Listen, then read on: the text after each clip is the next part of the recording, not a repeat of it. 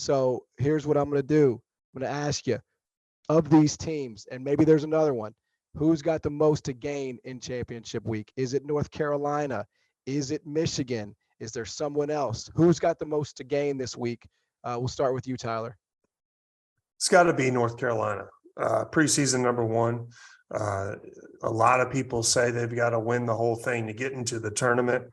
I don't know if I agree or not, but I would say North Carolina, and I would say it would definitely help. We would pick up some quad ones, but also when you look at their resume, they have no blowouts. If you take a look at all their losses outside of Indiana, they have no blowouts. They have no losses in quad 3 or quad 4. And they also took Bama into 4 overtimes. Probably should have beat them. They're arguably the hottest and best team in the country. So, yeah, they are far off from the eye test, but on paper, I mean, they've lost a lot of close ones and haven't matched up to a lot of expectations. But if they get hot and they win the ACC tournament, I don't know if it gets them rolling for the NCAA tournament, but it definitely gets them in. And it would be, it's a huge step in the right direction. How many games do you think they need to win, Tyler, in order for them to get in? I think they beat Virginia, and I think they get into the finals. I think they would start feeling more confident, for sure. I think they need to get to the final. They probably need to win. I think they got to win 4. The whole thing. Just because of the way the analytics are, and I think this is the thing too. Like if you do eye test stuff, like to me, you've said it before this year. Like I think Clemson has a lot to prove. Like they got to beat this NC State team. They have to beat them. Like there's no not. They win that one, I feel like they're in because of how they were in the quad 1 and the quad 2. The problem is you run into all these things early in the season. They lose to South Carolina. They have minutes restrictions on their best players. It's hard. The thing that I have to explain to people, especially in my neck of the woods here in South Carolina, context isn't important. Win and losses are important to this selection committee. That's the thing that stinks about this whole thing, right? Like, Tyler, you're absolutely right. Like North Carolina hasn't gotten blown out, but nobody's looking at the point differential. Like that's the part that, at least how it's been explained to me, because like as a Clemson alum and a guy who worked for Brad Brownell, like I cheer for the guy a little bit, right? Mm-hmm. Like I want them to make the tournament because I think it's important for him. I think it's important for the team. Like people aren't taking into account that PJ Hall was on a minutes restriction when they played at South Carolina. People aren't taking into account that like, hey, Louisville's finally, they stink, but like Louisville's finally like kind of figured themselves out a little bit. It's a big night, yada, yada, yada. Context just doesn't matter. And it's impossible for context to matter given the fact that there's 300 something odd teams. Like that's kind of the hard part. If you're able to have 10 basketball guys in a room picking, that would be easier. However, you don't have that. You have a bunch of suits who may or may not have played college ball and they're picking. And because of that, you have to roll with the analytics, and that's the hard part. Well, here's my pushback is I do agree with you on Clemson. And, it does say something to me if you lose to Loyola Chicago by 20 on a neutral court. Yeah. And in the net rankings, you guys would be, I think, 61. Pitt is 57. I think if you guys lose the first game and you bubble, whatever you want to say, some people may consider those two teams bubble teams. If you lose the first game in that tournament, it does leave a little bit of question. And if you win that first game, I think it makes you more confident with your resume to get into the tournament. Do I think Clemson, and I think for sure Pitt's an NCAA team. I haven't seen Clemson enough, but early on when they were leading the ACC, they were for sure a tournament team. That's the whole thing about these analytics and metrics. But yeah, that's my whole thing is that they've got to win at least one game, Pitt and Clemson, to really feel confident. Yeah. And we have a little bit of time because I want to get to the other side of this, but Tyler, in terms of, and I know you've been asked about this and you're going to be asked about it. The season's not over yet, but to this point, like, how does it go from a team that looks unstoppable, right? When March hits last season, loses a tight one to Kansas, preseason number 1, everybody's back. How does it go from being that to looking as dysfunctional as it has at times? Like what's happening, in the inner workings there? Well, it's a whole different mentality when you're the top dog and everyone's gunning for you. It's a different mentality than being the underdog and trying to go at somebody. And to me, getting to the top and staying there and backing it up is twice as hard.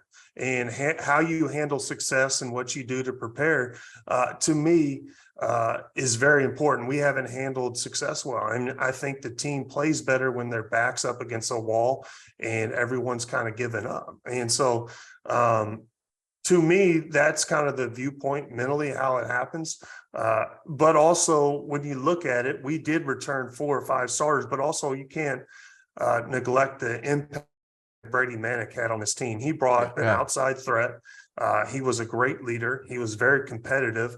And, a lot of people don't talk about this, but spirit on a team is a huge deal. If you have somebody out there that's working hard and fighting and making winning plays, that's contagious. And that's just going to help the team.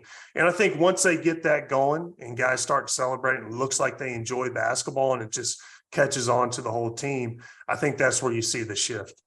Can I ask, to me, Baycott makes a lot of winning plays with tough offensive boards, finishes. He goes in there, he walls up, he blocks shots. He does so many winning things. To me, Leaky Black does winning things. Defensively, he's an extra pass guy. He sees the skips. He does a lot of nice things. Why hasn't it been contagious with those 2 guards? It just hasn't. I feel like, Pete Nance isn't going to stick his foot in somebody's hind parts because I think he's a really nice kid. I think Brady Manick had a little bit more nasty to him, but I think some of those guys do make winning plays. It's just those guards have just held them back.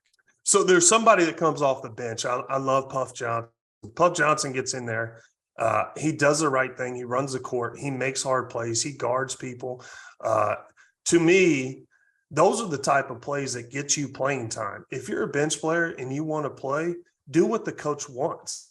Don't try to come in. There's been too much emphasis, and this is all college basketball, to score. And kids rely, you can see, mentally on scoring the basketball. It has too much impact on the game, whether a kid misses a shot or scores or doesn't get the call that they want. To me, there's so much more to the game. And I think if kids actually stop putting so much emphasis on scoring, and if they don't score, just kind of letting that affect the other parts of the game, I think you got to let the game come to you. And I think you do that by making winning plays, going out there, getting rebounds, just doing those things. And then the scoring will come when you get your confidence. And also shot quality has to be better. Yeah. So you think if he would have focused on the other things, majored in the minors, if you will, he would have been better off this year? Well, I don't know. I mean, you take higher percentage shots, you get some layups, then those other tough shots come natural. You mean you have your confidence up once you see the ball go in, you're sharing the ball, and things just look better when guys are making shots and also sharing it. All right, we've got a quick minute here, so 30 seconds from each of you. Which team in college basketball can least afford this week to shit the bed? Maybe it's Houston. Maybe they're out with a loss in the American, right? Maybe they don't make the field, as bad as that damn conference is. Who can least afford to have a bad week this week? I think every team on the bubble. That's what it comes down to, really. I think the teams that you want to have a good showing, you don't necessarily I think Tyler's point where you don't necessarily need to be great in the conference tournament to have a run in the NCAA tournament. I think there's a lot of validity to that. However, I think some of those teams in that 2, 3, 4, you're trying to generate some momentum. Maybe a team like, Providence, you've lost 2 in a row. Can you gather some momentum back heading into the Big East and the NCAA tournament? I think that would be huge. For me, it'd be Purdue. I think if Purdue loses, people are going to start questioning. Right now, they're a questionable 1 seed, but I think if they lose, it drops them down for sure to the 2 because the wheels are starting to rattle late. So that they would be the most impactful, but also UConn. I think if UConn comes on and wins the Big East tournament, I think you're talking about potential, higher seed. Hey guys, just a reminder, our sponsor for today's episode is Run Your Pool. They are hosting the Field of 68 Bracket Challenge. This year, they are giving away $1,500 in free prizes. It's all an incentive for you to get on there and find out just how good their platform is. I've been using them for my bracket pools for years. I've used them for Super Bowl squares. I use them for everything that I need to use them for. The biggest survivor pool that I'm in for both NFL and NCAA tournament is by Run Your Pool. So go check them out. The link's below. Tap in.